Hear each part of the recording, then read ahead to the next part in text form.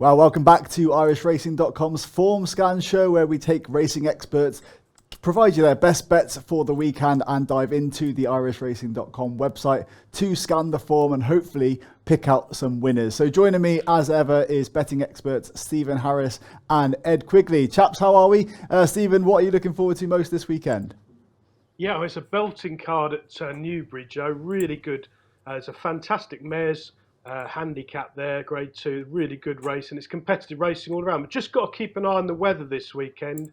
It looks like Newbury are going to get quite a lot of rain on Friday, in which case the soft ground could become really soft and a proper test of stamina. Whereas up in Scotland, Kelso, the other big jumps track of the weekend, it's only good to soft, and it looks like just 3 millimetres. So things should be pretty decent up there. So it's another really good card up there. So back end, tricky time of the season. That's the only thing I'll say. A lot of these horses have been on the go a long time, and their trainers weren't planning an April or March, April winners when they started the season. So just something to bear in mind. You might be catching them not at their best at this time of year. Yeah, that's a good point. I mean, yeah, like you say, we're still at the tail end now of the National Hunt season, but the flat season is starting as well. Action at the Curragh this weekend, of course. Maidan as well. Ed, just your view, is it a bit too soon to be thinking about the flat?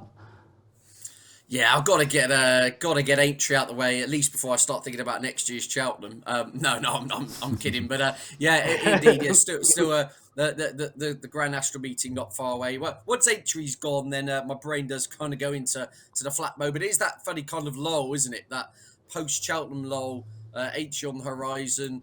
Some of these cards they've stacked up well. Stephen says Newbury. Really excited about that. So some big fields, some competitive action, including that Grade 2 mares race. I think it's attracted 18. It's a fantastic card on the Saturday. Nice and relaxed. But Stephen does make a good point. There's been some horses here on the go since last September. At some point, they're going to go over the top.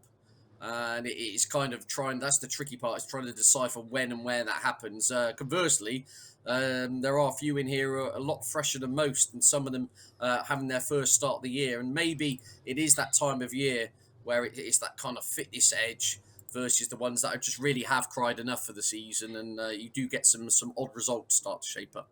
Well, yeah, hopefully we pick through all of that and hopefully find you some winners. So we're going to start off with the long shot from our racing experts. So, Stephen, we'll start with you looking at Mighty Thunder. Yeah, 3:35 at Kelso, hoping the ground won't be too bad. He's one of those horses, I could be completely wrong. He looks like he's probably gone, looking at his recent form runs. But, and there is a but, well, there's two big buts. The first one is Lucinda Russell, absolutely flying. Last 19 runners, she's had 6 winners, and she's teamed up with this claimer, Patrick Wadge, and he looks one of the most promising young riders in the North. Apparently, he's been trained by Derek Fox, who usually is on the first string of all of Lucinda Russell's, and he's a sort of protege of Derek Fox, and he's a really brilliant value for his claim. Now, Mighty Thunder has got a pretty regressive profile. Here's the other but, though. He was off 151 last November, which, okay, a lot can happen in that time, but he's now down to 127. I mean, he's incredibly well treated. They've lopped off £24 in just a handful of runs, and his 2 recent runs have come in these marathon chases. Well, I don't think he's quite got home at the moment. Certainly last time he ran a lot better than the bare result, just weakening out things, cut from 2 out at a big price. Now he's been lopped another chunk by the handicapper. He's down in trip. The yard's in red hot form. The boy Wadge is on, taking off another £5. So if he's ever going to revive, I think it'll be around Kelso, where he's run well in the past, with Wadge taking off £5 back in trip. I think he's a big price at 12-1. He's one of those horses, Joe. Normally I bore on about backing horses each way. I don't want to be on the place part of this bet. I think you'll find he'll either revive and nearly win, or he won't run any kind of race, and he has gone. So I don't want to back him at 3-1 a place. But if you get 12, 14, 16 on the exchanges, win only, I think it's a fair bet. And you think as well, obviously, with the booking you've alluded to already with Paddy Wadge going on board, it's a big positive for you, yeah? Definitely, yeah. I mean, if you can latch onto these claimers at an early stage, the £5 is free, really, because he's a professional. He's as good as much, especially in the North, where the competition isn't all that wonderful, to be truthful. I think he's as good as any professional. And that £5 claim is not going to last very long. I'm half surprised they're not trying to preserve it maybe for next season, but he'll be down to 3 very shortly, and then it'll be gone. And that's always a time, I mean, off on a tangent, but Ed will agree, I'm sure, that once they lose their claim, it's a different ballpark. It's quite a lot of trainers are very keen to book £7, £5 claims, but as soon as that claim's gone, it's very, very difficult to get a foothold and get regular rides when you're competing on a level playing field. Obviously, I can spot here a couple of other claimers in the field as well. So, I mean, what negatives would you say about this forward plan here, 3-1 shot? Well, no, he's progressive. Anthony Honeybull's going well. I think he is the solid favourite. He's bound to give his running conditions to suit. He probably wouldn't want it getting too deep, but it looks like they're going to miss the worst of the rain. Yeah, he's a solid favourite. It's more that I thought Mighty Thunder could be quite overpriced if he bounced back to. He's the sort of horse, Mighty Thunder. I wouldn't be surprised if they latched onto him and he ended up being sort of 6 or 7 to 1 rather than the sort of 12 or 14 to 1 he is at the minute.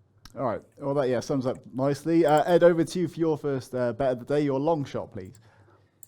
Yeah, indeed, on the same card. Just very quickly on that, I was going to go down a similar route to Stephen with Elegant Escape, who actually runs in the Veterans Chase, the last race at Newbury. A similar type of horse who's, run well in a Cheltenham Gold Cup before, won a Welsh National, he's dropped down to a BHA rating of 130 over fences. I think he's the outsider of the field. So he's the kind of, if I'm allowed a fourth selection for the for the weekend on Formscan, he would have to be it, because it's one of those, as Stephen says, it literally is a crossroads. He's one run away from either winning because he's 2 stone well in, or he's being retired. So if you can get him at a big price on the exchanges, I don't think he's the daftest bet in the world, Elegant Escape. But I swerved him to go with Pim in the 225 at Kelso in a handicap hurdle on first start for Nigel Twiston-Davies.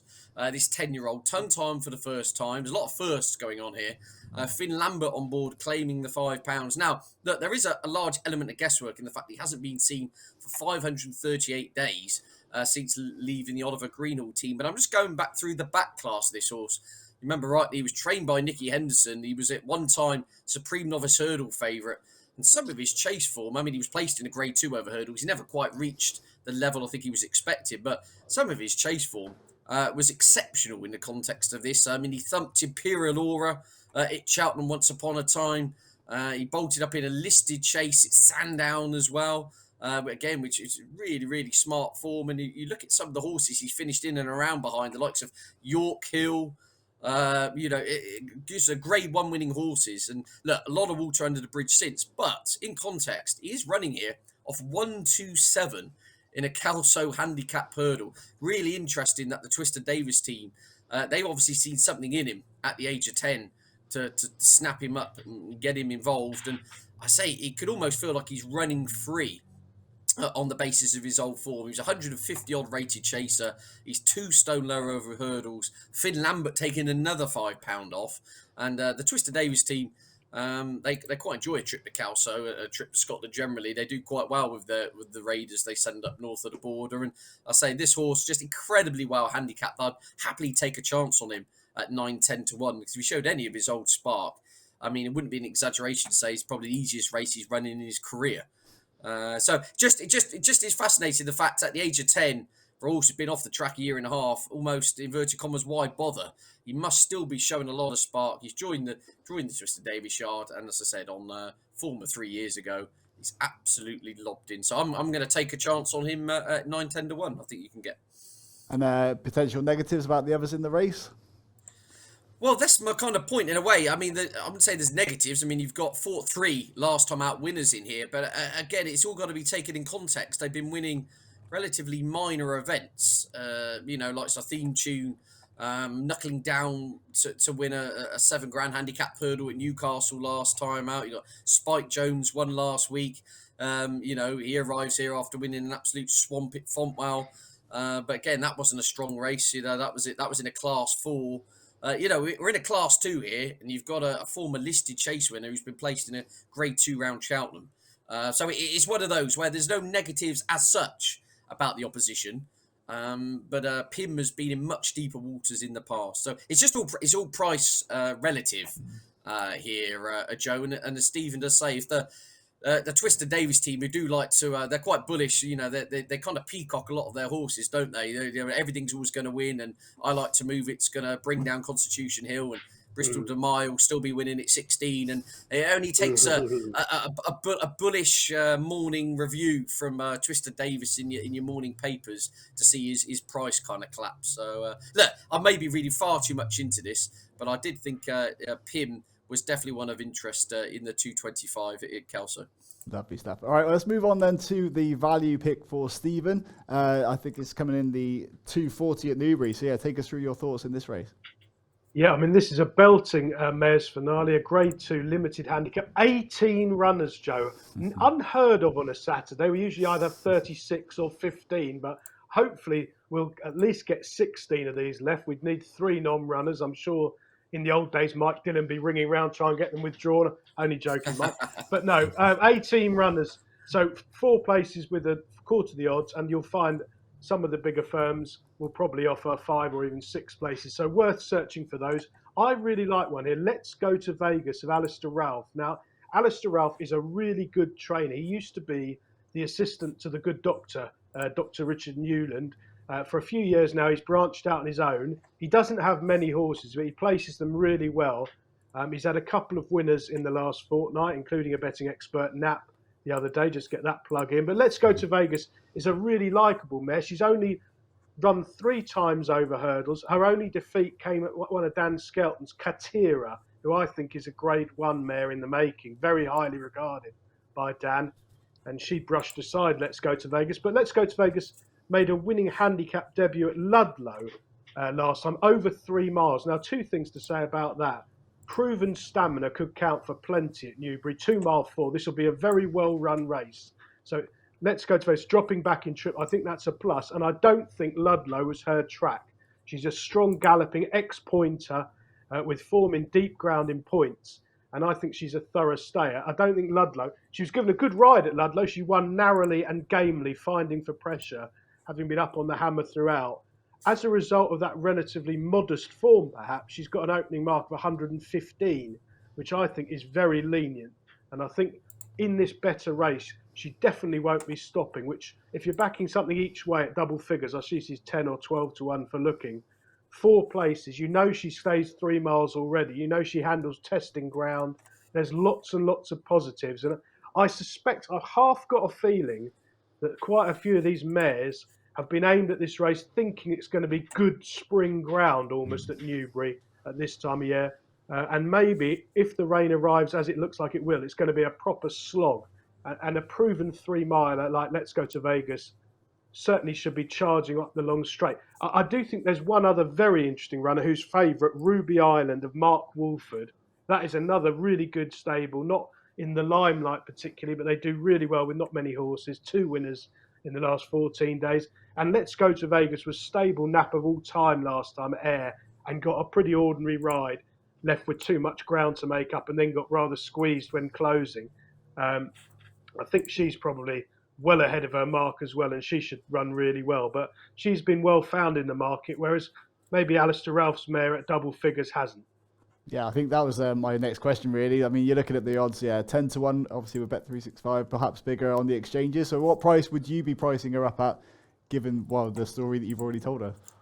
Well, I think it probably is a 10 to 1, the field race. But here's the thing. When bookmakers offer place terms with 4 places, you need to get to 400%, basically, to be a perfect book. Obviously, they're looking to have some sort of margin like 430% or something. Now, the place terms will come to about 340% here with 4 places. If you can look around, now you might have to take lesser win price, so you might have to take 8 to 1 or 7 to 1 if you're getting 6 places. But if you're getting 7 to 4, say, 6 places, that is fantastic value. That is if you looked on Betfair and they were offering 6 places, the play it would probably be 5 to 4 on or something like that. So I'm explaining it not particularly clearly, but basically as a punter, in these sort of 16, 17, 18 runner handicaps, the place terms, just back a package of horses, keep backing. I mean, don't back front runners, don't bet horses with a profile that they might blow out or not give their running. But if you back hold up horses who stay further each way in these kind of races, a package of them, mathematically, forget about what your judgment's like, but mathematically, the bookmaker does not want to take money on these races. The more they take, the more they lose. Great advice there from Stephen, former bookmaker, of course. Now over to Ed for your value angle. I think you've picked one out at a fairly big price that you think should be shorter.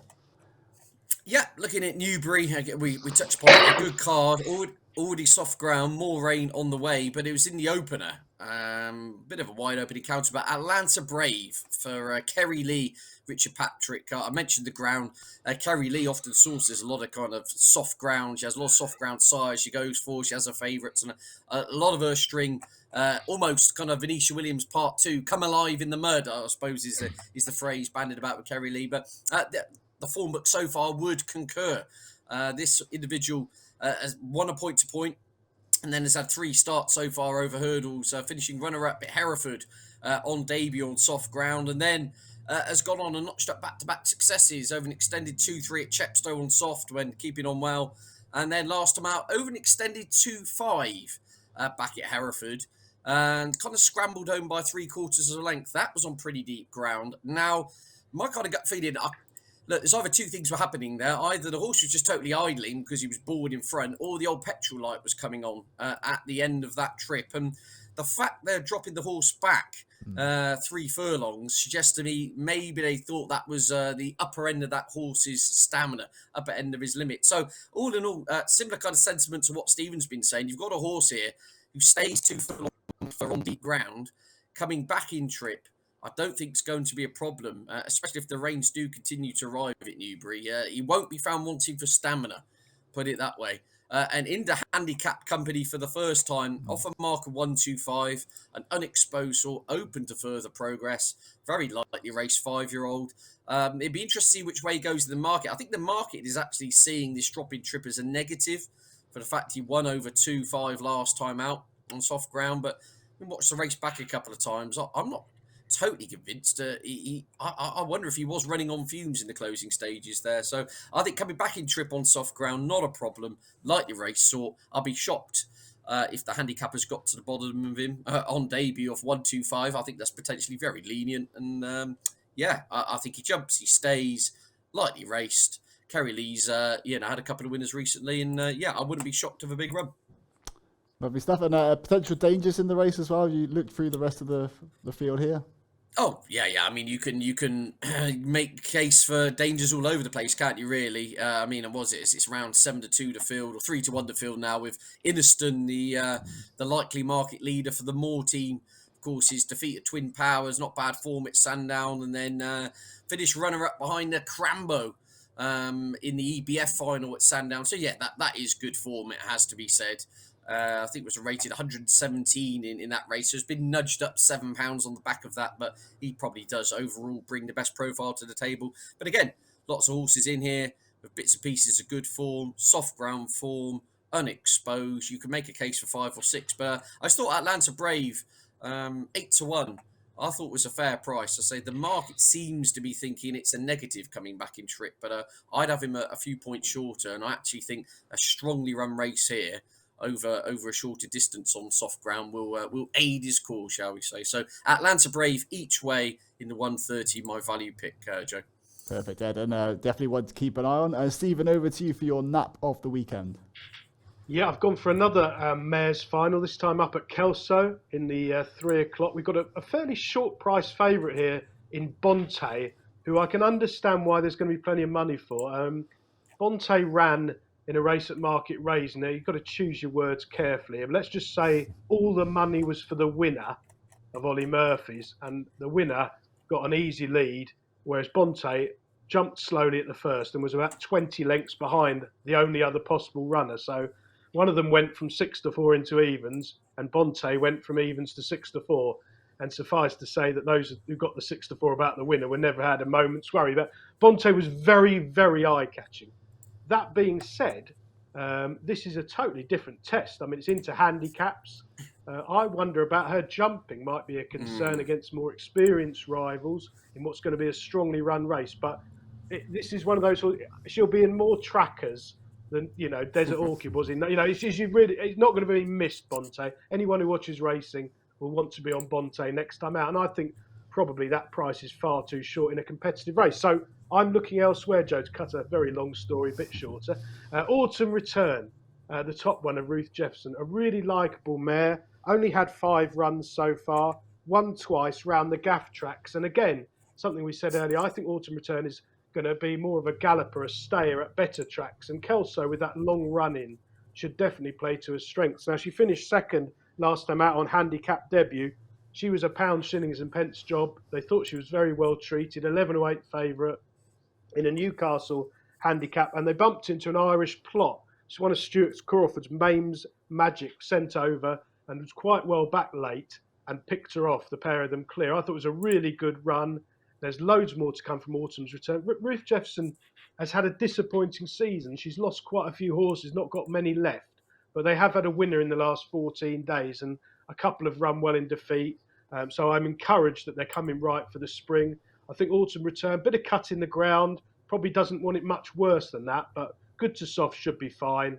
And I think 8-1 is a very fair price. I mean, again, I'd be quite tempted to play each way because I think Autumn Return's almost bound to give her running, and you know, should go really close with conditions to suit. And the other thing to say about Autumn Return is Patrick Wadge takes off £5 now. We've already talked about him earlier on, but that's a really good first-time booking for this horse, and very interesting that other trainers are starting to use his services. Yeah, I just wanted to get a small comment as well on Ruth Jefferson. I mean, obviously, like I've tried to highlight here, not that many runners in the last couple of weeks. But what kind of horses really does she train? And then, yeah, what kind of... Yeah, go on. Well, her father, Malcolm, she took over for obviously there, and they did lose a lot of horses. I can't remember the name of the high-profile one they lost, but it was. I think it was they're a bit mortified when that happened. And she's not got loads of horses, but she does pretty well with them. Waiting patiently. Waiting patiently. That's right. I went to Christian, and then it finished almost immediately. Didn't run one decent race. Got injured. It was really disappointing. Yeah, that's it. So I think she's historically the Jefferson yard have done really well in the north. Perhaps they're not the force of old, but usually they're one of those yards. We talked about this before. I tend to think certain times of the year, spring, for instance, you think people like Tom George, Charlie Longston emerge from the doldrums of deep ground in the winter. And I think Ruth Jefferson's a bit. Often they can be sort of good groundy type horses, smooth travellers rather than relentless stayers. I'm generalising, but I suspect Autumn Return is another one of those, and there should be plenty more improvement in the tank. And we're taking on perhaps an underpriced favourite. Okay, fair enough. And that kind of moves me on then to another trainer that we know probably a bit more about, Ed, for your nap of the weekend. Yep, I'm with the man Stephen calls Mr. Saturday.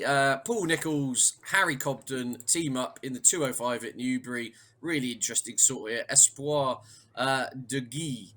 It's some form of blend of meaning hope and river. I know Stephen's French is better than mine, so I'm hoping he can try and sort it out afterwards. Anyway, definitely of interest. This individual who's previously trained by Venetia Williams, then joined Paul Nicholls, had his first start for the yard in the Great Wood Gold Cup 3 weeks ago. It'll be 3 weeks ago to the day, and finished fifth behind the Big Bite on that occasion. Honestly, reopposing the Big Bite here today. Has an £8 pull at the weights with the Big Bite, but that doesn't tell the full story. If you watch the race back, Espoir de Guy tanks round for 3/4 of the contest, just before emptying the closing stages. That was a real eye-catching run. Now, the consequences, the market hasn't really missed Espoir de Guy, who's vying for favouritism here. However, the horse, as I said, for 3/4 of that race, travelled like the winner, and then I just went out like a light, like a horse, having his first start after wind up, settling into new surroundings. It was his first run this year. I think there are a lot of mitigating circumstances there to say the horse would strip fitter and come on a lot for the outing. So when you factor that in and then add in the fact he has got an £8 pull with the winner, I think that's something to bear in mind. And also the ground as well, Joe. If you go back through this horse's form, I think he's got 4 career wins on the CV, and they've come on soft, heavy, soft and heavy. Last time out, it was absolutely rattling quick at Newbury, wasn't it, at the start of March? I think it was officially good ground, some of the times suggesting it might even been a little bit quicker. I don't think that would have played to his strengths.